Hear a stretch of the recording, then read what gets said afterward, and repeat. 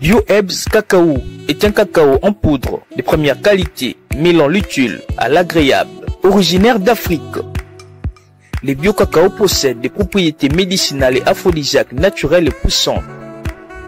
Un autre cacao n'est composé d'aucun arôme artificiel, d'aucun colorant ou de conservateur. Avec de l'eau chaude, de l'eau tiède ou du lait, profitez d'un tendre goût des cacao. Avec BioHerbs Cacao, vous êtes assuré de retrouver une capacité physique optimale.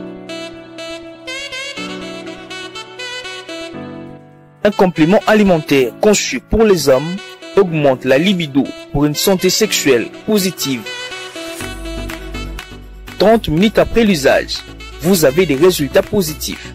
C'est la première fois que j'ai goûté à un complément alimentaire sain, propre, bio, sans produits chimiques et sans aucun effet secondaire et qui fait des merveilles. Tout ce qui est écrit pour ce produit est vrai. Bien fait et pour le cœur et la morale, lutte contre l'hypertension et le diabète. En tant que médecin, je vous conseille d'utiliser. Et pour devenir distributeur, écrivez-nous sur gemsociety1@gmail.com. Nous sommes en Europe, aux États-Unis, au Canada.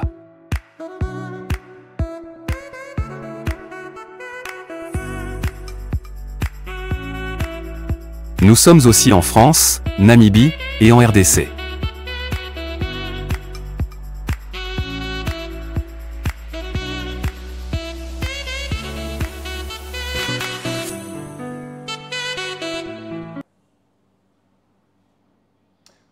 Voilà, bonjour tout le monde et bonsoir à vous tous. C'est Kalonji TV. Chez Kalonji Wamulumba, nous parlons du changement de mentalité, de l'éveil de la conscience patriotique. Chez nous, nous enseignons, nous éduquons, nous informons la population congolaise, nous disons la vérité.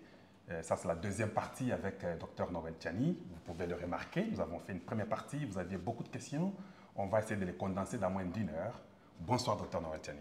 Bonsoir, merci de me recevoir sur Kalonji TV. Merci, merci. Mais je vois que votre drapeau est déjà là à la berne. Il y a un problème, quelque chose qui ne va pas? Oui, effectivement, vous savez que notre pays est frappé par un deuil national.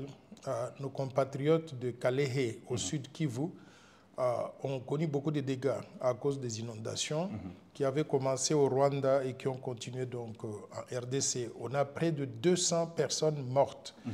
Je voudrais présenter à la nation congolaise, à tous les Congolais, mais surtout à nos compatriotes donc de Kalehe et du sud Kivu, nos condoléances les plus attristées. Donc la nation congolaise, quand il y a un de nous qui est affecté, c'est nous tous qui sommes affectés. C'est pour cela que nous avons baissé notre drapeau et c'est aussi la même chose au niveau national. Voilà, très content. Voilà, nos condoléances à toutes les familles congolaises de l'Est dans le sud Kivu, à Kalehe. Nous allons continuer. On a des questions. Il y a beaucoup de questions qu'on va poser. Mais maintenant, là, je viens de l'apprendre. J'ai même vu que vous avez fait quelque chose au Bas-Congo. Vous y étiez. Comment ça a été? Dites-nous un peu comment ça s'est passé. Oui, effectivement, nous étions invités à animer 2 conférences. Une conférence en Bazangungu, à l'ISP Bazangungu, et une deuxième conférence à l'Institut supérieur de commerce de Matadi. Et je voudrais d'abord remercier les compatriotes du Congo central qui nous ont réservé un accueil vraiment très chaleureux en Bazangungu, tout comme au Congo, tout comme à Matadi. Les 2 conférences se sont très bien passées. Il s'agissait de présenter la proposition de loi Tiani de père et de mère à nos compatriotes donc originaires de ce coin-là pour que les gens comprennent de quoi il s'agit. Parce qu'il y a beaucoup d'intox derrière. Les gens qui essayent de désorienter l'opinion publique en parlant de congolité, en disant que la loi elle est raciale, elle est tribale, des choses comme ça. Je crois que nos compatriotes ont eu l'occasion de suivre en détail la présentation de la proposition de loi du début à la fin et de poser des questions. Et globalement, je peux dire que nous sommes très satisfaits des résultats réalisés.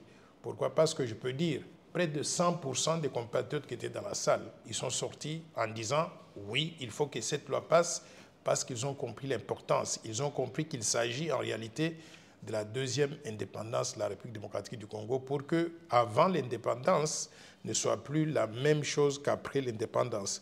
Pour qu'avant l'adoption de cette loi, qu'on ne puisse plus vivre la même situation qu'après l'adoption. Qu'est-ce qui va changer? Avant l'adoption, le pays est très infiltré dans toutes les institutions de la République. Une fois qu'on a adopté cette loi, nous allons mettre une barrière à l'infiltration étrangère, à ces mercenaires étrangers qui viennent s'accaparer des institutions de la République pour qu'à partir du Congo, ils prennent des décisions contre notre pays. Je crois que tout le monde a compris ça. Ça, c'est le premier volet que beaucoup de gens ont apprécié. Il y a un deuxième volet très important que beaucoup de gens ne semblent pas voir pour l'instant, mais qui est extrêmement important et qui peut être très bien compris par les gens de la diaspora particulièrement. Il s'agit du principe de l'irrévocabilité de la nationalité congolaise. Vous savez que la Constitution, dans sa forme actuelle, elle dit que nous avons le principe de l'exclusivité de la nationalité, de l'unicité de la nationalité. Oui. Ça veut dire que quand vous êtes Congolais, vous ne pouvez pas détenir une autre nationalité étrangère. Très vrai. Conséquence, nous avons 15 millions de nos compatriotes répartis à travers le monde, dans tous les pays étrangers. Ces 15 millions, la plupart d'entre eux, sinon tous, ils ont pris des nationalités étrangères dans les pays de résidence, pas parce qu'ils voulaient renoncer à la nationalité congolaise, mais pour être en ordre dans les pays de résidence, de façon à trouver du travail, envoyer les enfants à l'école, gagner de l'argent, envoyer un peu de cet argent-là par Western Union à la fin de chaque mois aux familles qui sont restées donc au Congo. Donc ces gens-là, ce sont des martyrs que nous avons envoyés à l'extérieur pour en quelque sorte ramener un certain pouvoir d'achat à nos compatriotes au pays. Mais la Constitution actuelle dit que vous n'êtes plus Congolais. Donc nous sommes en train de proposer le principe de l'irrévocabilité de la nationalité, c'est-à-dire que quand on est Congolais, on reste Congolais jusqu'à la mort et on sera enterré Congolais. Ça veut dire que vous pouvez avoir la nationalité congolaise. Si vous prenez la nationalité étrangère ou plusieurs nationalités étrangères, Etalio, comme disent les Quinois, ça vous regarde. Nous, on n'a pas besoin de savoir ça. Vous pouvez prendre ces nationalités-là, qui sont des nationalités de convenance, et continuer à être Congolais. Et le jour que vous décidez de revenir ici, vous et vos enfants, vous venez comme quelqu'un qui rentre dans son pays natal. Pas de questions donc à vous poser. Donc c'est une dimension extrêmement importante. Voilà. En faisant ça, nous allons redonner la nationalité congolaise à 15 millions de nos compatriotes qui sont répartis à travers le monde. 15 millions de nos compatriotes, ça veut dire des ressources humaines bien instruites, bien éduquées, avec de l'expérience professionnelle à revendre, des ressources humaines de qualité dont le pays a besoin pour son développement. Voilà. Donc j'aimerais dire à nos abonnés qu'il y aura des moments que je devrais couper le professeur parce qu'il est politicien, il va parler sans arrêt. Donc si je ne fais pas ça, nous n'aurons pas beaucoup de questions. Donc vous comprendrez pourquoi il y aura des moments où on n'est pas encore arrivé là-bas. Je vais arriver à lui poser sur l'irrévocabilité de la nationalité congolaise. Maintenant, d'abord, je voulais toujours revenir sur le Bas-Congo. Comment vous les faites? Les moyens? Comment vous parvenez à aller au Bas-Congo? Vous restez là-bas 2-3 jours, les gens viennent. Est-ce que vous avez un support? C'est parce que la fois passée, je vous ai demandé et vous avez même dit que bon, les gens ne vous aident pas. Vous voulez dire un mot encore aujourd'hui? Oui, avant qu'on entre dans notre sujet. Effectivement, pour aller au Bas-Congo, comme vous le savez, pour l'instant, je n'utilise que mes moyens personnels. Je prends ma voiture, mon chauffeur, et quelques personnes ont loué 2 ou 3 autres voitures pour transporter donc les gens, les agents de sécurité, les médias, les gens qui nous accompagnent, les assistants. Donc c'est une opération très coûteuse pour moi, très très coûteuse parce que dans chacune de ces villes-là, il faut louer les chambres d'hôtel pour à peu près 25 personnes qui m'accompagnent. Donc ça coûte très très cher. Et je voudrais sincèrement demander que les bénéficiaires de cette loi que nous sommes en train de proposer puissent nous aider.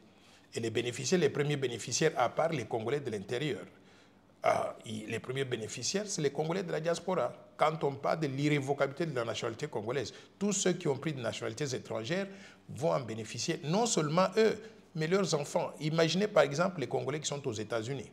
Vous êtes aux États-Unis, vous avez amené une femme congolaise, vous êtes Congolais, vous êtes médecin là-bas, et il y a des enfants qui sont nés sur le sol américain. Ces enfants n'ont pas choisi de dire non à la nationalité congolaise. Ils sont Congolais d'origine. Mais du fait d'être nés sur le sol américain, on leur dit, vous avez l'acte de naissance des États-Unis, par conséquent, vous êtes américain. Et directement, la RDC donc surgit en disant, ces enfants ne sont plus donc Congolais. Moi, je crois que c'est une aberration. Pourquoi? Parce que quand il y a des étrangers, par exemple des Indiens, des Libanais, des Pakistanais, qui viennent donc dans notre pays, Ces Indiens-là, ou ces Pakistanais, ces étrangers, ne renoncent pas à leur nationalité dans leur pays d'origine. Voilà. Quand ils viennent au Congo, pour des raisons de convenance, ils disent qu'ils prennent la nationalité congolaise. On leur donne les passeports congolais. Mais ces Indiens ont la double nationalité automatiquement. Ils sont toujours ceux qu'ils sont chez eux. Ils sont toujours Libanais, Indiens et consorts. Donc, ils deviennent les propriétaires de la terre. Pendant que nous, les Congolais, quand nous allons à l'étranger, si vous prenez une nationalité étrangère, le pays vous dit vous n'êtes plus Congolais. Donc, nous sommes en train de vider le Congo au profit des étrangers. Moi, je crois que c'est très grave. Donc, il faut que les Congolais de la diaspora prennent conscience que ce que nous faisons là, c'est une façon de pouvoir les remettre dans leur droit de propriétaire de la terre congolaise et de donner donc cette terre-là à leurs descendants, c'est-à-dire leurs enfants qui auront toujours un pied-à-terre, si je peux dire. Parce que vous pouvez vivre à l'étranger comme vous voulez, vous n'allez jamais être intégré à 100%. Donc, il y a des cas exceptionnels.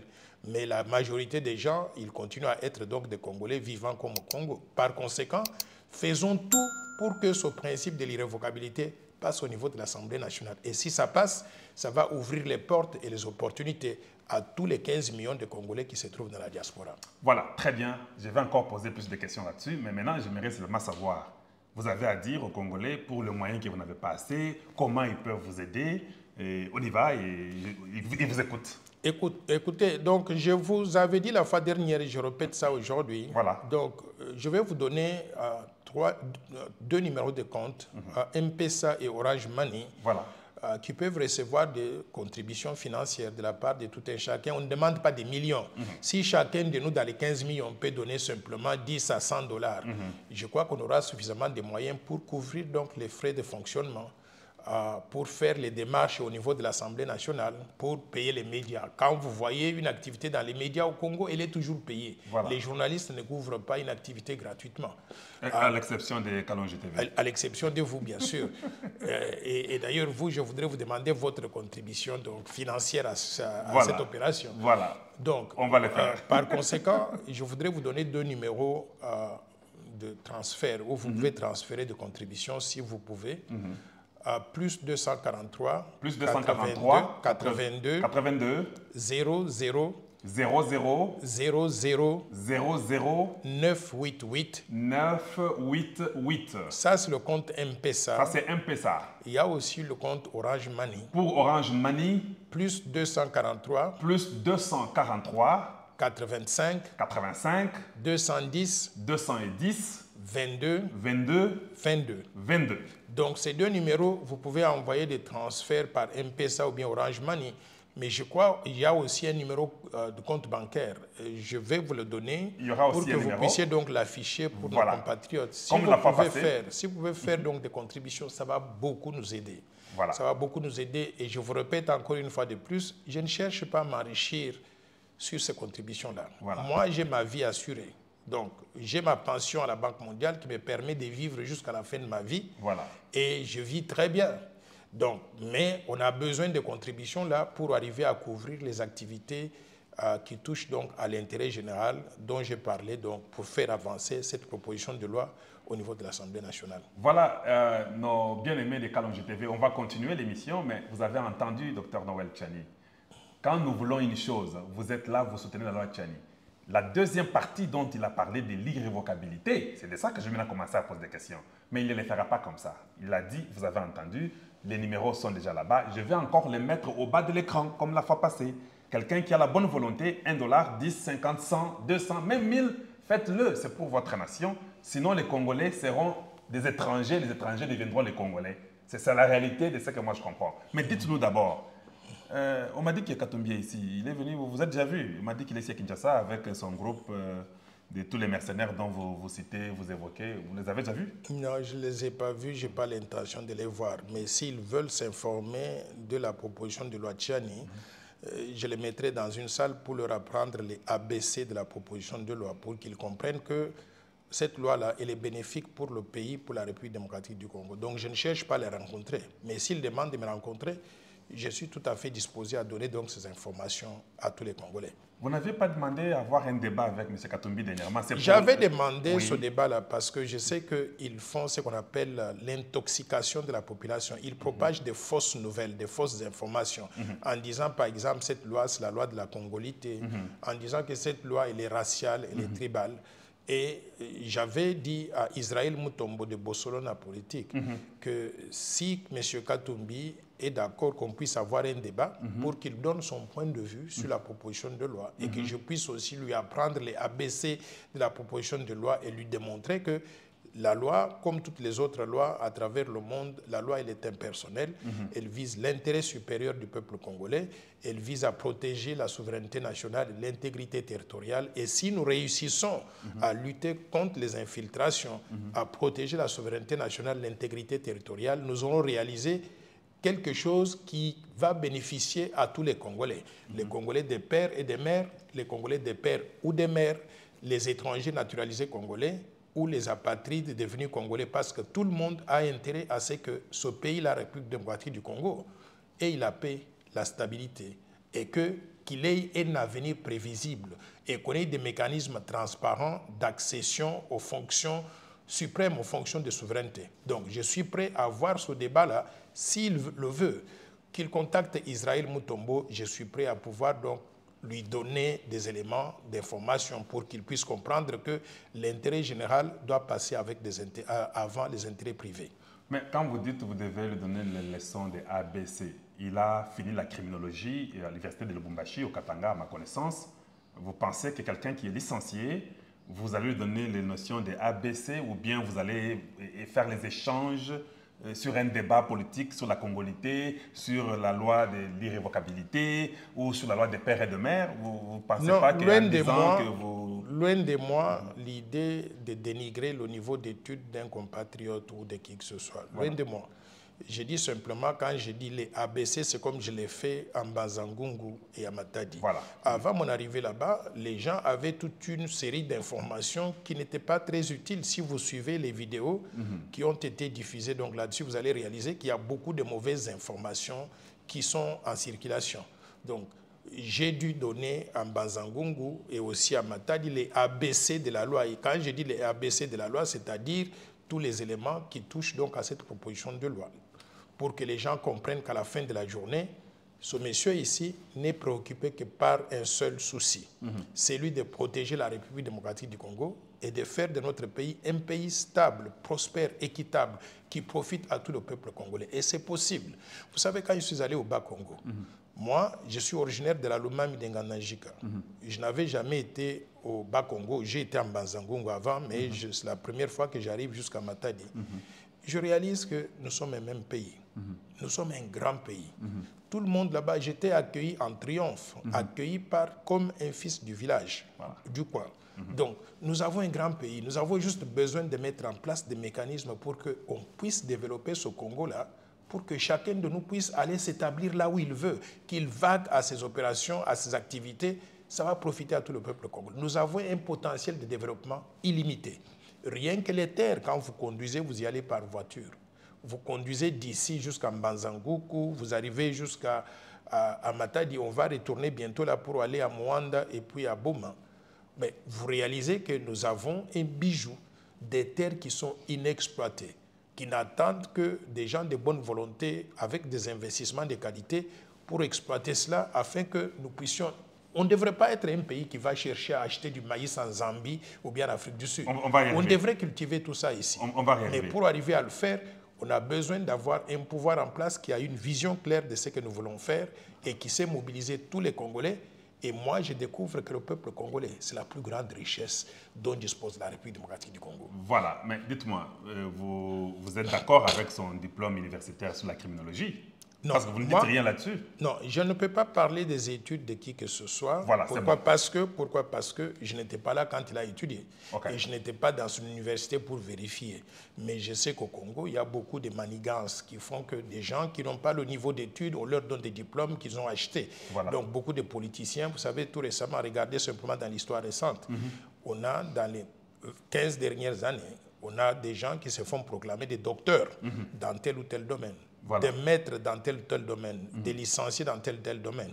Mais quand ils ouvrent leur bouche vous réalisez qu'ils n'ont pas le niveau d'études qu'ils sont supposés donc avoir. Donc, je ne peux pas parler du niveau d'études d'un individu sans avoir vérifié, et je n'ai pas eu le temps et je ne veux pas vérifier ça. S'il y a des vérifications, il y a d'autres personnes qui peuvent le faire, pas moi. D'accord. Maintenant, dans peu de mots, parce que j'ai beaucoup de questions, dans peu de mots, vous allez nous parler des ABC de votre loi. Maintenant, j'aimerais que vous puissiez clarifier à nos auditeurs spécifiquement sur quand les uns disent congolité. Pourquoi vous ne croyez pas que c'est la congolité? De deux, pourquoi ceux-là qui disent que c'est du tribalisme, éclairez aussi cela. De trois, c'est 3 sous-points. De 3, quand on dit le racisme, est-ce que vous pouvez expliquer aux gens d'abord les 3 choses-là et puis nous évoluons? Oui, en ce qui concerne la congolité, je dis que ce n'est pas une loi de la congolité. La congolité veut dire qu'il y a des gens qui peuvent être congolais et des gens qu'on ne veut pas qu'ils soient congolais. Okay. Au fait, la congolité, c'est un terme péjoratif inventé par les détracteurs de cette loi pour invoquer les mauvais souvenirs de la Côte d'Ivoire, en faisant allusion donc à l'ivoirité. De quoi s'agit-il? De quoi s'agit-il en Côte d'Ivoire? J'ai suivi ça de très près. Vous savez, aux États-Unis, j'habitais Potomac, Maryland, et Alassane Ouattara, l'actuel président de la Côte d'Ivoire, qui est un ami personnel.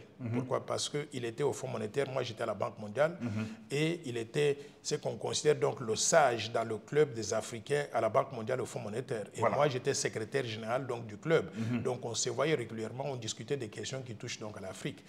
L'ivoirité consistait à refuser la nationalité ivoirienne à 26% de la population de la Côte d'Ivoire. 26% de la population revenait à 7 millions d'Ivoiriens à qui on disait, vous n'êtes plus des Ivoiriens, vous êtes des Burkinabés, parce qu'ils sont situés au nord de la Côte d'Ivoire, à la frontière avec le Burkina. Donc, quand vous refusez la nationalité à 7 millions de personnes, 7 millions, c'est tout un pays. Donc, ces gens-là, ils se sont mis à rouspéter parce qu'on leur enlève la nationalité. Donc, c'est ça qui a amené à la guerre. Ici, en République démocratique du Congo, on n'a pas un problème similaire. La loi Tchani de père et de mère ne refuse la nationalité congolaise à personne. Et bien au contraire, je vais vous démontrer que c'est même le contraire de l'ivoirité ou de la congolité. Pourquoi? Parce que dans la loi Tchani, au lieu de refuser la nationalité à quelques compatriotes, nous disons nous allons redonner la nationalité à tous les Congolais dans la diaspora, 15 millions qui ont perdu la nationalité congolaise à cause du principe de l'exclusivité contenu dans la Constitution dans sa forme actuelle. Par conséquent, à la minute que nous passons du principe de l'unicité au principe d'exclusivité au principe de l'irrévocabilité de la nationalité congolaise. Tous les Congolais et leurs enfants qui vivent à l'étranger, qui ont des nationalités congolaises, qui ont des nationalités étrangères, ils deviennent et redeviennent des Congolais, qui sont d'origine congolaise. Ils redeviennent des Congolais. Donc, notre loi, la loi Tchani de père et de mère, redonne la nationalité à 15 millions de Congolais, tandis qu'en Côte d'Ivoire, on a enlevé la nationalité à 7 millions de Congolais. Ceux qui parlent de la division... Je préférais que vous regardiez la caméra là-bas. Oui, c'est là où tout le monde vraiment... Ceux qui parlent de la division, ceux qui parlent que la loi va diviser, c'est le contraire. Parce qu'actuellement, dans la Constitution actuelle, nous sommes divisés. Nous sommes divisés comment? Les Congolais de l'intérieur, 107 millions de Congolais, on leur dit, vous êtes des Congolais. Mais les Congolais de la diaspora qui ont acquis de nationalités étrangères, on leur dit, vous n'êtes plus de Congolais. Donc on a divisé la population congolaise en deux. Une portion de l'intérieur et une portion de l'extérieur à qui on refuse la nationalité dans la Constitution sous sa forme actuelle. Une fois que la loi Tchani de père et de mère passe, les Congolais de l'extérieur seront réunis avec les Congolais de l'intérieur. Parce qu'on va prendre les 15 millions de Congolais de la diaspora qui vont recouvrer la nationalité congolaise. On va rajouter ces 15 millions aux 107 millions de Congolais que nous sommes à l'intérieur du pays. On aura un pays de combien de gens? 107 millions de Congolais, plus les 15 millions de l'étranger, on aura un pays de 122 millions de gens de la population. Mais c'est une force énorme. Nous avons réunifié la population congolaise qui est divisée aujourd'hui. Donc, ceux qui parlent de division, ils n'ont pas compris. Ce que nous sommes en train de faire va réunifier la population congolaise. Ça, c'est le premier volet. Maintenant, la question... tribale et raciale. La question tribale et raciale. Voilà. Pour que les gens vous captent mieux. Très bien. Je voudrais dire, quand on dit que les Congolais, des pères ou des mères, ne pourront pas devenir des présidents de la République, occuper des postes de souveraineté, c'est une loi générale qui frappe tout le monde. Ces Congolais-là ne sont pas dans une tribu. la loi va frapper toutes les tribus, 450 tribus de la RDC. Voilà. Donc, ce n'est pas une tribu qui sera privilégiée par rapport aux autres. Toutes les tribus seront concernées. Pour l'intérêt général, on va dire, vous êtes tous des Congolais, nous sommes tous des Congolais. Nous pouvons tout faire dans notre pays, que vous soyez des pères et des mères, des pères ou des mères, des étrangers naturalisés congolais ou des apatrides devenus congolais. Voilà. Nous sommes tous les mêmes et nous pouvons tous devenir des médecins, des professeurs d'université, des vendeurs de poissons, des présidents de clubs de football, des ministres des sports, on peut, des agents dans les entreprises publiques, dans les régies financières et consorts, on peut tous occuper ces postes-là.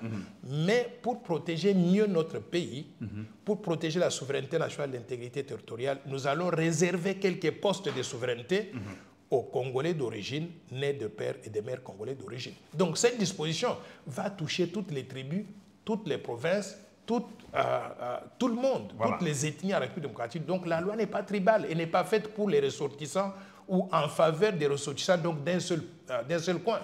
On a des Congolais d'origine dans les 26 provinces du pays. Donc je démontre par là que la loi n'est pas ethnique, n'est pas tribale. Mais maintenant, je vous pose la question. Est-ce que les Métis congolais se trouvent dans une province quelconque? Non. Les Métis se trouvent dans toutes les provinces, dans toutes les ethnies, dans toutes les familles. Par conséquent, on n'a pas fait une loi pour frapper une catégorie de Congolais sur base tribale. D'ailleurs, la population congolaise, nous avons 107 millions, ou si on y ajoute les 15 millions, nous sommes 122 millions. Il y a combien donc de races en République démocratique du Congo? Ce n'est pas pour rien qu'on dit que le Congo se trouve au sud du Sahara, dans le sub-Sahara Afrique, comme les gens disent. Tout le monde est noir. C'est pour ça qu'on nous appelle l'Afrique noire. Donc nous n'avons pas de problème donc, de races en République démocratique du Congo. Mais s'il y a quelques individus qui pensent qu'eux, ils ne sont pas noirs ou ils sont blancs, ils ont un problème, eux. C'est eux qui ont ce problème. Et je voudrais particulièrement mettre en garde le groupe de M. Moïse Katumbi, Ensemble pour la République. C'est eux qui soulèvent cette question des races-là. De noblesse. Et ils disent même que ce sont des nobles. Nous autres, nous sommes des esclaves. Je ne suis pas d'accord avec ça. Et la personne qui a dit ça dans un tweet, vous pouvez vérifier, c'est Olivier Kamitatou. Je ne suis pas d'accord avec ça. Tous les Congolais sont des Noirs. Même ceux qui ont un peu donc, de sang mélangé là, ils sont tous des Noirs. On les traite tous donc comme des Noirs. Par conséquent, s'il vous plaît, ne nous amenez pas ces problèmes-là de race en République démocratique du Congo. Chez eux, par exemple, ils ont un problème de race. Pourquoi? Quand vous regardez Ensemble pour la République de Moïse Katumbi, lui, il est métis, mais dans ce groupe, il y a beaucoup de métis qui sont dedans. Tous ceux qui occupent des postes de leadership d'Ensemble pour la République de Moïse Katumbi, les Olivier Kamitatou, les José Ndundu, lui-même Moïse Katumbi, le Rafidé là qui travaille avec eux, Jean-Claude Mouyambou, tous ce sont des métis. C'est le seul parti politique qui a une concentration de métis dans le leadership du parti politique. Moi, je pense qu'ils ont un problème. Ils doivent se mélanger avec tout le monde et oublier ces histoires de noblesse par rapport aux esclaves. Nous ne voulons pas donc cette division-là, cette guerre basée sur la couleur de la peau. Ils ont un problème, il faut qu'ils s'ajustent à redevenir comme tout le monde. Dans mon parti politique, la Force du Changement, nous avons des associations de métis, des gens qui sont membres de mon parti politique. Nous avons même un commissaire chargé de la diversité, qui est un métis. Il y a beaucoup de métis qui font partie donc, de notre groupe. Nous n'avons pas ce problème racial. Merci pour avoir très bien répondu là-dessus, nous sommes contents. Maintenant, rentrons au niveau de l'irrévocabilité. Vous parlez toujours de pères et de mères. Les gens comprennent que vous voulez des verrouillages, des postes clés. Mais les enfants qui sont maintenant nés, moi je suis congolais, mes enfants sont nés aux États-Unis, ils sont américains. Ces enfants-là ne peuvent pas être congolais. Comment cela? Quel est le bénéfice de votre loi pour ces enfants-là, qui sont nés par défaut là-bas? Oui. La loi, quand on parle du principe de l'irrévocabilité de la nationalité congolaise, on veut dire que quand on est congolais d'origine, on ne peut pas perdre la nationalité congolaise. C'est le point de départ. Quel que soit là où vous êtes, quel que soit là où vous êtes né. Vous êtes congolais d'origine, vous avez un père congolais et une mère congolaise, ou même vous avez un père congolais et une mère étrangère, vous êtes congolais d'origine. Ça, il faut que les gens comprennent. Maintenant, si vous êtes né aux États-Unis, la loi américaine dit que l'acte de naissance vous donne droit à la nationalité américaine. Nous applaudissons pour ça. Il faut en profiter pour envoyer ces enfants dans les écoles américaines, qu'ils aillent à Harvard, dans les écoles qui coûtent cher, et le gouvernement américain va payer en partie pour leurs études. Maintenant, une fois que vous avez terminé ces études-là, vous voulez venir vous installer au Congo, travailler au Congo, nous applaudissons. vous serez accueilli dans votre pays, le pays de votre père ou le pays de votre mère. Si vous étiez né aux États-Unis d'un père congolais d'origine et d'une mère congolaise d'origine, mais vous êtes né sur le territoire américain, vous avez obtenu les papiers américains pour être citoyen américain. Vous êtes éligible pour revenir au Congo, devenir même président de la République démocratique du Congo. Pourquoi? Parce que la règle veut dire que pour être candidat à la présidence de la République ou bien occuper un poste de souveraineté, il faut être congolais d'origine. Vous êtes congolais d'origine du fait d'avoir un père congolais, une mère congolaise. Maintenant, on y ajoute, il faut être congolais d'origine, né de père et de mère congolais d'origine. Si votre père, qui est aux États-Unis, et votre mère, qui se trouve aux États-Unis, tous les deux sont des Congolais d'origine, vous êtes éligible au même titre que tout le monde, ceux qui sont toujours ici au pays. Par conséquent, le bénéfice que nous avons, c'est de ne pas perdre l'un d'entre nous. Nous tous, là, les 15 millions, nous redevenons Congolais éligibles pour tout dans notre pays. Mais en plus de cela, nous allons léguer notre pays à nos enfants. Les enfants, même ceux qui sont nés à l'étranger, ils sauront qu'ils ont toujours un pied à terre. Leur terre, c'est laquelle? La terre de leur papa ou de leur maman, qui est la République démocratique du Congo. Donc ça, c'est un avantage énorme. Maintenant, qu'est-ce que la RDC gagne dans tout ça? Nous sommes un pays sous-développé. Un pays sous-développé ne peut se développer que s'il a des ressources humaines de qualité. Ces ressources humaines de qualité, il faut les former. Il faut regarder le système éducatif au Congo. Je suis professeur dans certaines universités au Congo. Nous avons un grand problème de la qualité des ressources humaines. Or, certains de nos enfants qui sont à l'étranger, qui vivent aux États-Unis, en France, au Japon, en Chine et consorts, ils ont accès à l'éducation de qualité. Ils sont formés dans les mêmes universités qui forment les Américains, les Belges, les Français et consorts. Nous ne devons pas perdre ces ressources humaines de qualité. C'est ce que nous allons faire avec l'irrévocabilité de la nationalité congolaise. On va leur donner la possibilité de revenir au Congo, de se mettre à la disposition de la République démocratique du Congo et de travailler pour la République démocratique du Congo. Par conséquent, le Congo va reconquérir combien? Il va reconquérir 15 millions de ressources humaines bien formées dans des grandes universités américaines, européennes ou asiatiques, mais en plus de cela, 15 millions de gens qui ont travaillé dans ces sociétés développées, qui ont acquis l'expérience professionnelle de qualité. Par conséquent, je ne vois que des avantages pour notre pays. Maintenant, il y a aussi un autre aspect qu'il faut voir. C'est que ces 15 millions de gens qui vivent aux États-Unis, en Asie et consorts, la grande majorité, ils ont travaillé dans des pays où il y a un pouvoir d'achat. Ils ont gagné de l'argent qu'ils ont épargné. À la minute qu'on leur dit que vous pouvez rentrer au Congo, c'est votre pays, sans faire des formalités de visa et consorts, ils vont amener certaines de ces épargnes-là pour investir dans des projets au Congo. Nous avons encore donc une terre qui offre plus d'opportunités que les pays développés. Par conséquent, en venant ici, ils vont créer des emplois en investissant dans ces projets-là. Ils vont créer des emplois pour tous les Congolais, même ceux qui étaient restés à l'intérieur du pays. Par conséquent, je ne vois que des avantages pour cela. Il y a quelqu'un qui m'a soulevé une question, c'était au Bas-Congo. Je voudrais en parler ici. Il a dit, mais s'ils ont des nationalités étrangères et qu'ils redeviennent Congolais, est-ce qu'ils pourront être loyaux à 100% à la République démocratique du Congo, comme nous exigeons pour être candidat à la présidence au poste de souveraineté?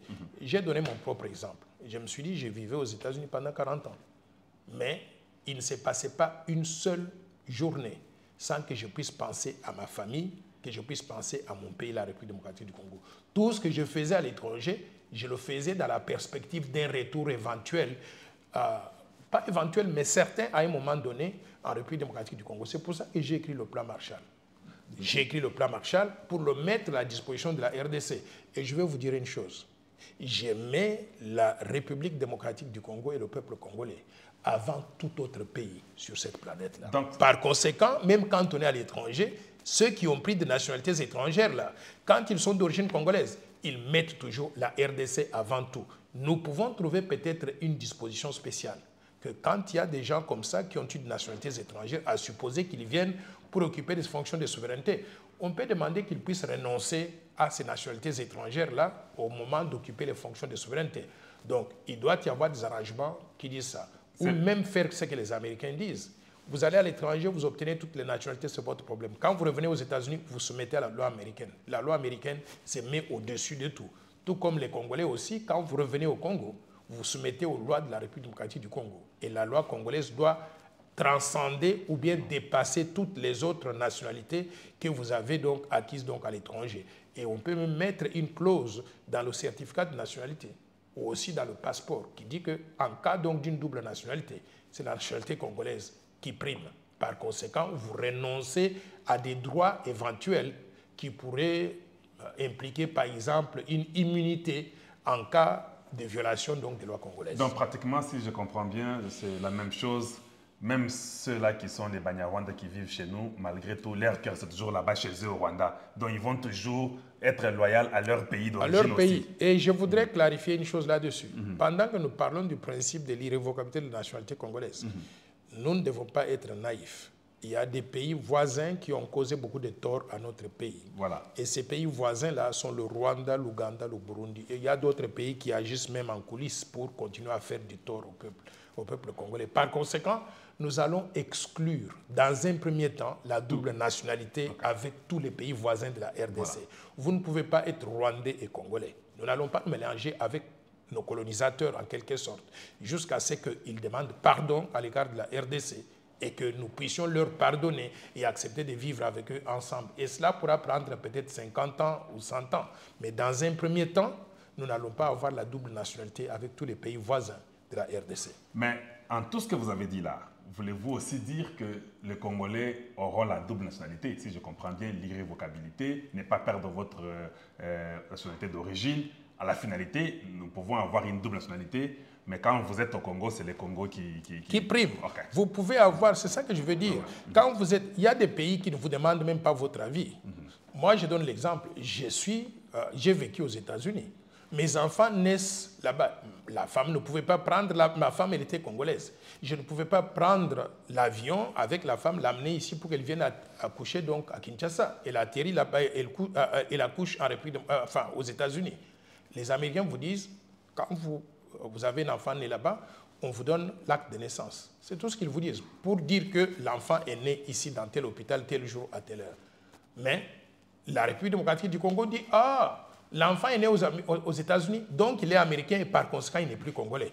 Moi, je trouve que c'est une aberration. Voilà. Et d'ailleurs, dans le cas de mes enfants, je voudrais que vous puissiez bien entendre l'histoire. Je suis allé immédiatement à l'ambassade de la République démocratique du Congo à Washington. Et j'ai demandé que les enfants soient enregistrés comme étant des naissances congolaises. J'ai les actes de naissance des enfants, comme des enfants nés aux États-Unis, mais enregistrés à l'ambassade comme des enfants congolais. Dans ce cas ici, vous faites quoi? Vous n'allez pas dire aux enfants, non, vous n'êtes pas des Congolais parce que vous êtes nés là-bas, alors que votre papa travaillait dans une organisation internationale, la Banque mondiale, qui a à son sein le Congo comme étant actionnaire et qui a besoin d'avoir des Congolais qui travaillent là-bas. Donc, mes enfants seront pénalisés simplement parce que leur papa travaillait dans cette institution où le Congo est actionnaire. J'estime qu'il nous faut évoluer, il nous faut corriger ces erreurs-là. Il n'y a aucun pays du monde qui refuse sa population. Nous devons reprendre tous les nôtres, leur redonner la nationalité et leur donner des moyens de se développer. Quand ils s'épanouissent, ils vont aussi en profiter pour épanouir la République démocratique du Congo au profit de tous. Ça sera grave si on nous donne des réfugiés qui sont au Rwanda, mais on refuse que les Congolais qui sont d'origine de rentrer ici, mais on nous plague des réfugiés qu'on connaît, qu'on ne sait quoi. Bon, on va continuer rapidement. J'ai une autre question pour vous. À propos des maïs, j'ai vu que les ministres de l'économie, les vice-premiers ministres de l'économie, ils ont pratiquement affrété tout un appareil avec beaucoup de gens de la liste, que tout le monde voit sur les nets, pour aller chercher les maïs, c'est pas Zambie, tout ça, Afrique du Sud. Vous avez un mot à dire là-dessus?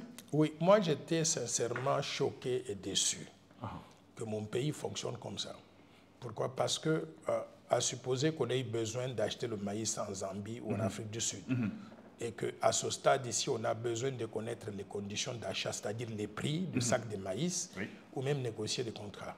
Mais moi, c'est une opération qui pouvait être faite en 2 heures, en prenant le téléphone, en appelant l'ambassade de la République démocratique du Congo en Zambie, et l'ambassade de la République démocratique du Congo en Afrique du Sud. Nous avons des attachés commerciaux, c'est ça leur travail, en leur disant, fournissez-nous les informations sur les prix des sacs de maïs, les qualités de maïs, et nous voulons acheter autant de tonnes, par exemple, de maïs.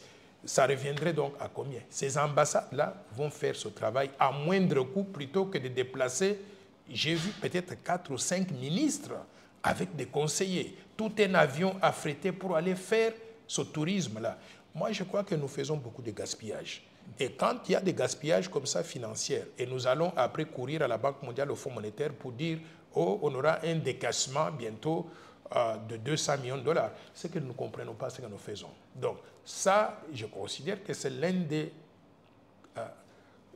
des caractéristiques de la mauvaise gouvernance. Honnêtement, M. Samuel Condé, M. le Premier ministre, je ne comprends pas comment vous fonctionnez.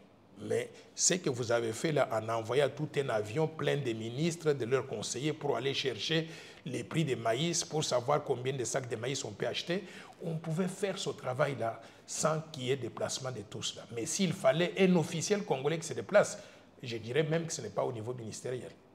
On peut envoyer donc un directeur d'un département qui va aller faire ce tourisme-là et demander au gouverneur au Katanga de pouvoir nous recenser les besoins en maïs et consorts. On peut régler ce problème-là en 2-3 jours à moindre coût au profit du peuple congolais. Mais je voudrais aussi souligner une chose. Quand on conduit la politique économique d'un pays, on doit avoir une vision à long terme.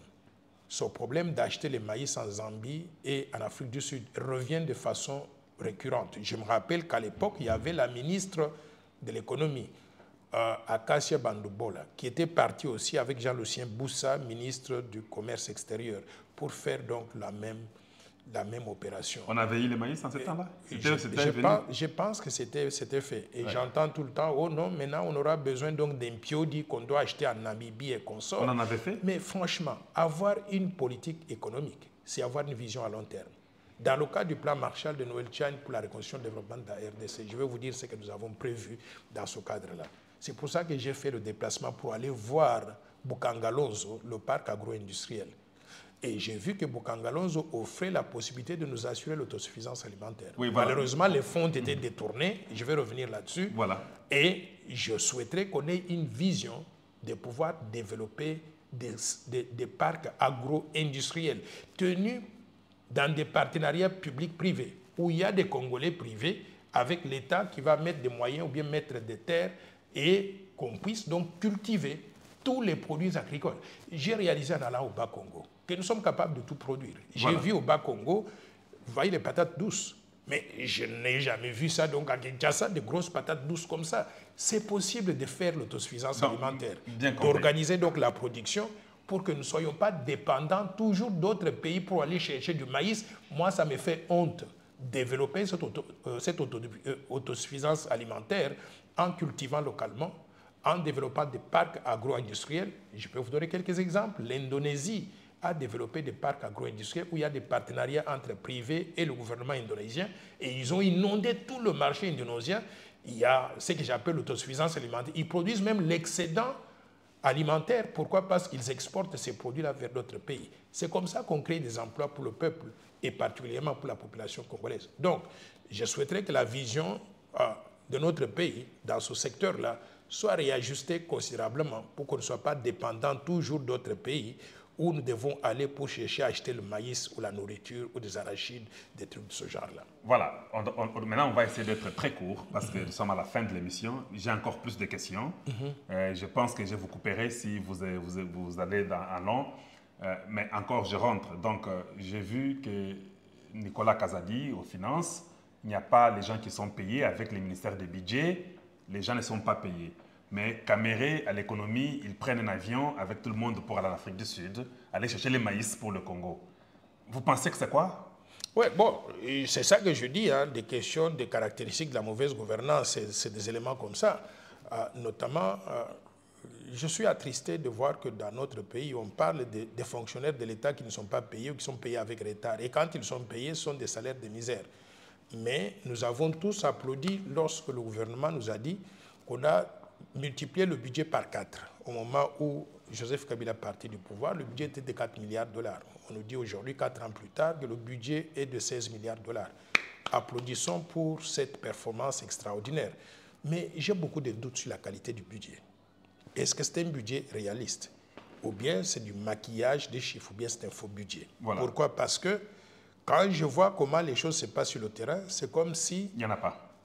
Il n'y a pas eu cette augmentation-là considérable.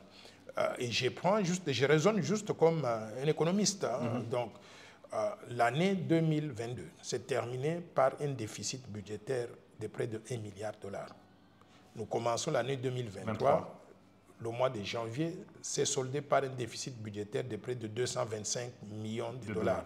Parce qu'on a eu des recettes publiques de l'ordre de 500 millions de dollars et des dépenses publiques de l'ordre de 725 millions de dollars. La différence fait que nos pays vivent toujours au-dessus de ces moyens. Alors, moi, j'essaie de raisonner comme ça. Je sais que les recettes publiques ne sont pas linéaires, ne sont pas constantes de mois en mois. Il y a des mois où on va réaliser plus, il y a des mois où on va réaliser moins. Mais si on prend le mois de janvier comme étant un indicateur, 500 millions multipliés par 12 mois, vous avez des recettes publiques annuelles de 6 milliards de dollars. C'est ça les recettes publiques. À supposer maintenant que les autres petits trucs là, les dons, les grants, les legs qui sont donnés par des organisations internationales, c'est minime. Alors, vous êtes fanatique des dons? Non, je ne suis pas fanatique d'État parce que je voudrais que mon pays puisse se mettre sur ses pieds. Alors, par conséquent, je considère que si on maintient le rythme de dépenses qui est estimé à 16 milliards et que les recettes publiques ne peuvent pas arriver à ce niveau-là et qu'on ne peut arriver à la fin de l'année qu'à 6 milliards de dollars, on aura un gros déficit public. Même s'il faut ajuster ces recettes-là, ça peut augmenter de 6 milliards à 9 milliards. On aura toujours un gros déficit public. Mais ce déficit public, il faut se poser la question, il est financé comment? Bon, maintenant, une question. Là, peut-être on ne va pas aller beaucoup plus loin là-bas. Je voulais d'abord poser notre question. On a parlé des IGF qui a vu des doublures, des gens qui ont les numéros, les matriculations, 5, 7, toute une famille, des choses comme ça. Pensez-vous que l'argent aussi va à ces gens-là ou bien... Non, mais l'IGF fait un travail extraordinaire. Je voudrais féliciter le travail de Jules Alinguet et son équipe. Voilà. La seule chose, c'est que à quoi ça nous sert toutes ces annonces-là, de dire l'IGF a découvert ça, autant de gens qui étaient payés plusieurs fois sur les mêmes listings. Mais une fois qu'on a fait ces annonces-là, les prisons devaient être pleines au Congo. Très bien. Alors, Rose la Mutombo, justice, parlez-nous de Rose Mutombo alors. Non, je ne vais pas parler d'elle individuellement, mais je parle du système de justice. Ou bien vous parlez le système de justice. Tshisekedi, alors. Non, le système de justice laisse trop à désirer. Bien compris. Pourquoi? Parce que quand il y a ces révélations qui sont faites par l'IGF, il faut que ça soit suivi des faits. Et les effets doivent être des poursuites judiciaires, avec l'idée pas simplement de prendre les criminels, les mettre en prison, mais avec l'idée de remettre l'État et le peuple congolais dans ses droits. Très bien, très bien, docteur Noël. Récupérer l'argent et le remettre dans les caisses de l'État. Mais j'ai une question. Le président nomme quelqu'un comme ministre de la Justice. Alinguet dévoile, dénonce, et puis les gens ne sont pas arrêtés. Le ministre de la Justice est là. J'ai entendu qu'il a parlé que maintenant, si vous arrêtez, vous irez en prison. Donc avant, il pouvait, si vous voulez, vous irez en prison. Donc avant, il pouvait ne pas aller en prison. Mais pouvez-vous dire quelque chose sur la justice? Parce que c'est elle qui représente la justice avant d'arriver même au président. La justice Ou bien congolaise, vous voulez toucher les présidents directement? Je suis d'accord, je vous écoute. Non, je dis bien la justice congolaise laisse trop à désirer. Je vous parle d'un cas particulier que je connais. Je vous dis que je suis propriétaire d'une parcelle sur le boulevard Tchatchi, non loin du Palais de la Nation. C'est une parcelle que j'ai achetée en 1999, pendant que j'étais fonctionnaire international à l'étranger. Quand j'ai acheté la parcelle, il n'y avait pas de problème. Quelques années plus tard, j'entends qu'il y a des problèmes. J'ai dit, mais quel genre de problème? Ma soeur habitait la parcelle. On est venu la déloger. Soi-disant, la parcelle a été revendue par le même propriétaire, par le même vendeur qui me l'avait vendue. J'ai dit, mais comment? Vous m'avez vendu la parcelle et vous venez aujourd'hui, vous dites que vous n'avez jamais vendu. Nous sommes allés au tribunal. Nous sommes allés au tribunal par qui? Sur quel ordre? À la demande de lui, le vendeur. Au tribunal pénal. Le tribunal a tranché. Pendant que j'étais aux États-Unis, on a dit, monsieur, vous n'êtes pas sérieux. Vous avez tous les titres de propriété, tout ce qu'il fallait. L'opération était faite régulièrement. La personne a perdu au pénal. Au pénal.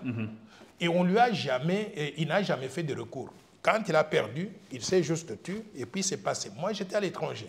Je reviens ici, je trouve une paperasse comme ça, des tas de documents comme ça qui disent que Noël Tchani a habité Mbinza, avenue Ngouma, il a été jugé, condamné, la parcelle ne lui appartient pas. Je dis, mais comment? Tout le pays, toute la planète sait que j'étais fonctionnaire international à la Banque mondiale à Washington. Ça fait 40 ans que je vis aux États-Unis. Comment est-ce que vous notifiez une parcelle ici en disant que Noël Tchani habite là-bas? Finalement, on a trouvé que c'était des magouilles. Aujourd'hui, là, nous sommes au tribunal. Depuis 1999, l'affaire n'est toujours pas tranchée. Et il y a des juges qui me disent qui me disent « Nous avons travaillé sur ce dossier-là. Nous savons que vous avez raison. » Mais si vous savez que j'ai raison, pourquoi vous ne tranchez pas? Par conséquent, la justice congolaise laisse trop à désirer. Si le président Tshisekedi avait à faire quelque chose pour changer la mentalité ici, il ne faut pas simplement chicoter les gens dans la rue, les Kuluna et consorts qui sont la conséquence d'une société qui ne marche pas, qui ne leur a pas donné des opportunités. Là où il faut commencer, c'est restructurer la justice, n'avoir aucune pitié. Toute personne accusée doit comparaître devant la barre. Et quand on condamne cette personne-là, on la met en prison. Il n'y a pas de sortir la personne et puis lui donner une promotion. Bien compris. Nommer ministre et consort.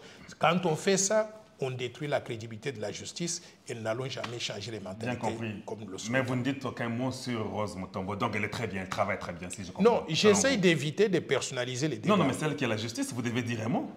Mais les gens vous suivent, les gens croient en ce que vous dites. Oui, mais quand si, je dis... elle est à la tête de la justice, vous avez parlé du président Tshisekedi, les gens qui sont arrêtés, ils ne peuvent pas rentrer au gouvernement. Si la justice fait son travail, il faut punir. Mais maintenant, elle qui est à la justice, vous ne dites rien. Non. Vous savez, si je dois personnaliser les débats, je crois que ça perd la signification de ce que nous voulons réaliser. Quand je parle que la justice ne fonctionne pas, vous voulez que je dise quoi? Mais tout le monde dans le processus de justice est touché par ce que je dis. À commencer par les juges, les magistrats, les ministres et le président de la République qui est le juge suprême. Donc, je ne peux pas donc aller commencer à faire la liste de celui-ci a fait ça, celui-là a fait ça. Et j'ai dit que la justice ne fonctionne pas. Nous devons être beaucoup plus rigoureux que ce que nous avons. Maintenant, au passage, que chacun comprenne entre les lignes ce que je veux dire. Voilà, le président Tshisekedi dit qu'avec le Rwanda, pas question, l'or ne sort pas. Il y a une semaine, on a arrêté les gens au Sud Kivu qui faisaient traverser l'or au Rwanda, qui sont arrêtés. Même les conseillers financiers du gouverneur du Sud Kivu est arrêté. Les gens de l'ANER sont arrêtés. Ils sont peut-être déjà ici à Kinshasa avec les Indiens, tous ces gens-là. Les gens même de la DGI qui sont là-bas, ils sont tous arrêtés. Bon, le gouverneur qui est chef de la région est épargné. Vous avez un mot à dire, la justice elle est bonne ou ça va? Non, moi je dis que nous devons avoir aucune pitié à l'égard donc de ceux qui se donnent à ces activités-là. Ils vendent à nos ennemis. Si nous sommes en guerre contre le Rwanda et que les gens continuent à faire affaire avec le Rwanda comme si de rien n'était, je crois que nous avons un problème de crédibilité.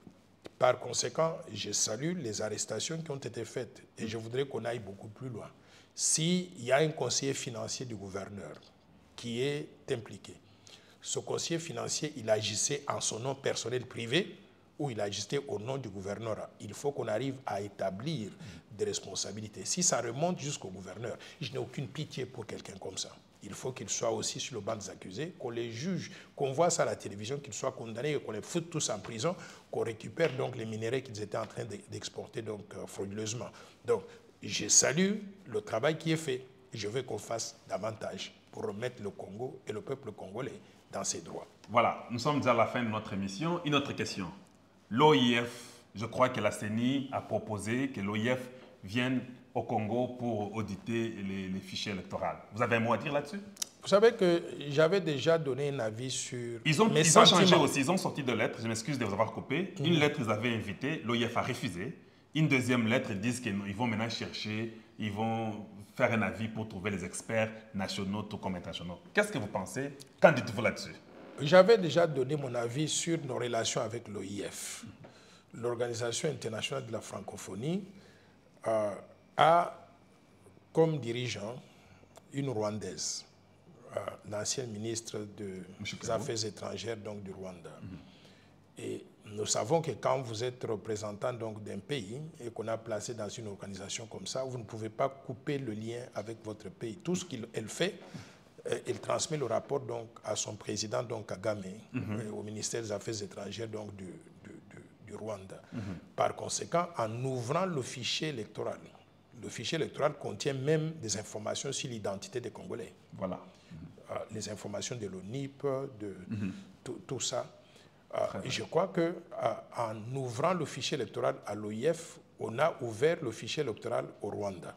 Voilà. Et nous devons être un pays éveillé, quoi.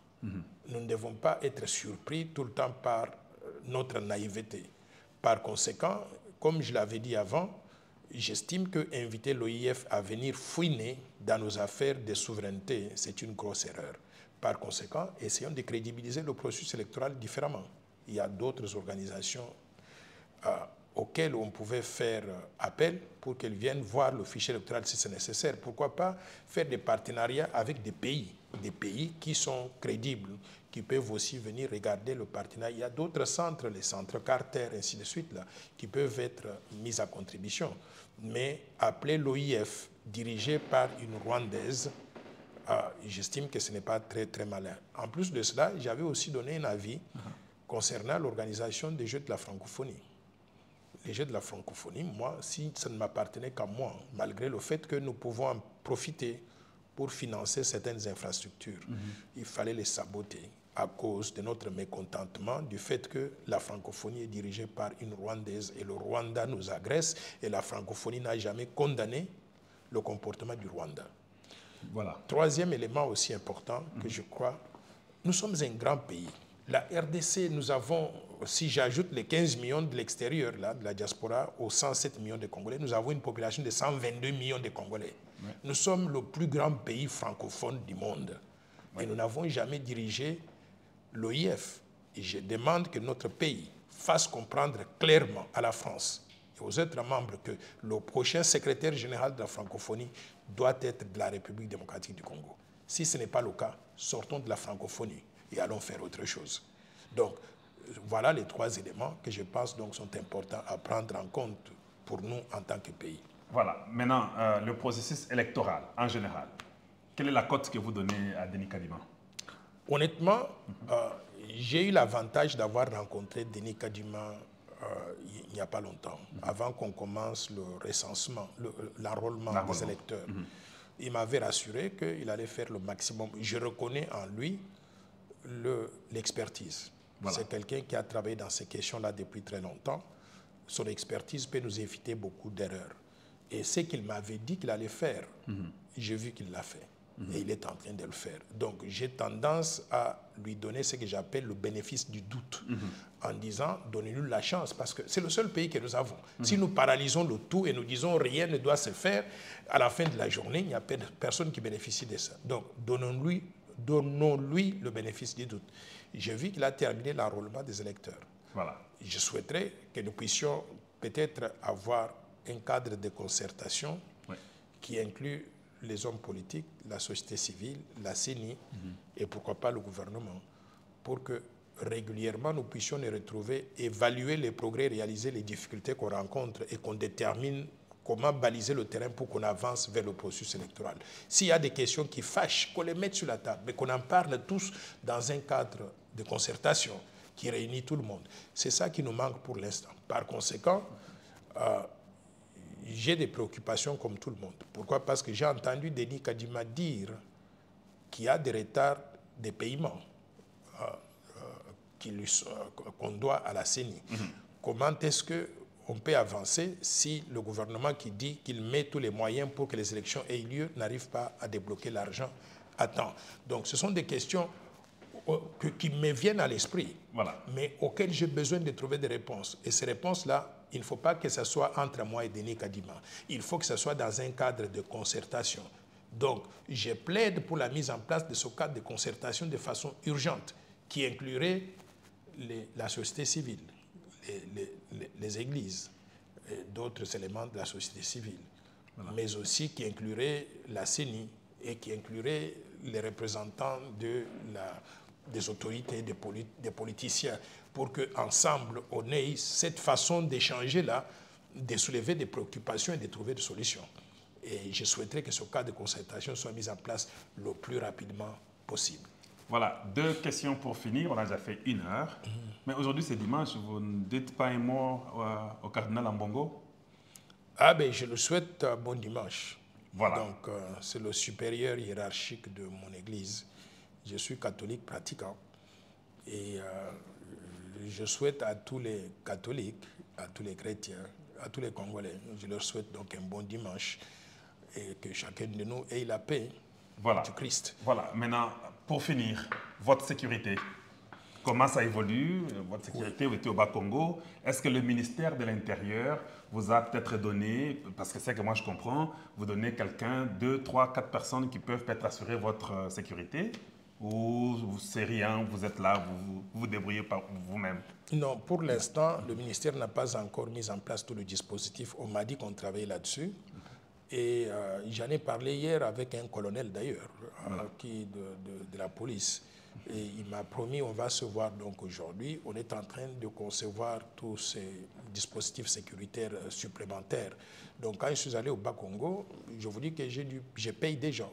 J'ai dû prendre la sécurité privée. Et je paye ces gens-là pour qu'ils puissent s'occuper de ça.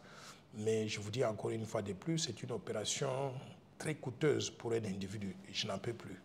Je demande encore à nos compatriotes. Je vais vous dire une chose, il est arrivé un moment, je voulais même... je me disais, bon, peut-être que je devrais désengager parce que je n'en peux plus. Alors, mais j'estime que j'ai tellement investi beaucoup de temps pour notre pays qu'il faut aller jusqu'au bout. Si on ne le fait pas aujourd'hui, je peux vous assurer que ce pays-là va être recolonisé. Si on ne le fait pas.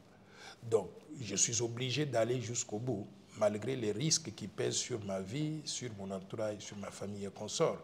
Par conséquent, Congolais de l'intérieur et Congolais de la diaspora, je vous en supplie, s'il vous plaît, intervenez pour qu'on ait des moyens, pour qu'on continue à faire ce que nous faisons. J'ai commencé, j'ai vu les bénéfices de cela. J'ai commencé à faire le tour des provinces. J'étais au Bandundu à Kenge. Je viens de faire le Bas-Congo, Mbanzangungu, Matadi. Je repars dans 2 semaines pour Mwanda et Boma. Après avoir terminé le Bas-Congo, nous allons retourner au Bandundu Kikwit, Bandundu-Ville, avant d'aller à Chikapa, au Kasaï, l'ancien Kasaï occidental, et on va continuer à faire tout le Grand Kasaï. Et une fois qu'on a terminé cette portion-là, nous allons aller maintenant dans les provinces de l'Est. Donc Sud Kivu, Nord Kivu, Maniema, les anciennes provinces de la Grande Orientale, comme on appelle ça, avant d'arriver au Katanga. Donc c'est une opération très coûteuse et très risquée. S'il vous plaît, participons activement à ça. Si nous ne le faisons pas aujourd'hui, si on nous fait taire cette histoire de l'irrévocabilité de la nationalité congolaise, sera enterrée. Si on nous fait taire, personne ne va parler de la loi Tchani pour protéger la souveraineté nationale. Le Congo sera livré aux mercenaires étrangers. Aux mercenaires étrangers, ça veut dire que nous allons, nous, Congolais d'origine, redevenir décolonisés dans notre propre pays. Voilà. Et nos parents, nos enfants n'auront plus donc de pays qu'ils peuvent considérer comme étant le leur. S'il vous plaît, réveillons-nous. On a connu des gens qui sont morts pour nous. Voilà. Les Simo Kimbangu, les Patrice Emery Lumumba. Mais j'espère que demain, si quelque chose m'arrive, il y aura un autre Tchani qui va surgir et qui va continuer donc la lutte. Mais s'il vous plaît, maximisons les chances pour que cette loi ici réussisse cette fois-ci. Nous sommes donc à la porte pour arriver à faire passer cette loi au niveau de l'Assemblée nationale.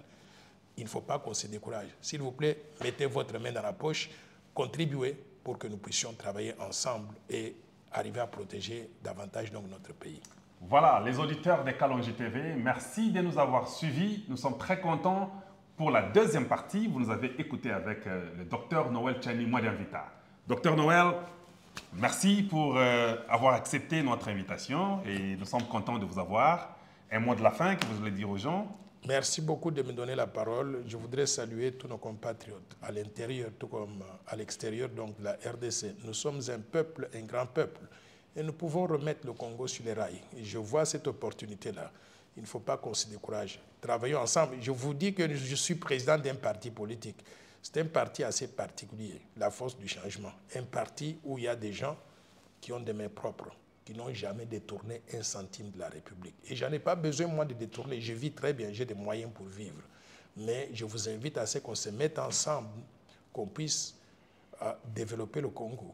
Nous allons être fiers de ce que nous pouvons réaliser en tant que pays et nous allons créer des conditions pour que chacun de nous puisse bénéficier du fruit d'une bonne gestion donc, de ce pays ici. Par conséquent, si vous voulez travailler avec nous, envoyez votre message WhatsApp au numéro de téléphone suivant, plus 243 82 00 00 988 ou plus 243 85 210 22 22. Vous donnez simplement votre nom, votre prénom, le lieu de résidence. Si vous êtes au Congo, dites-nous dans quel territoire vous êtes.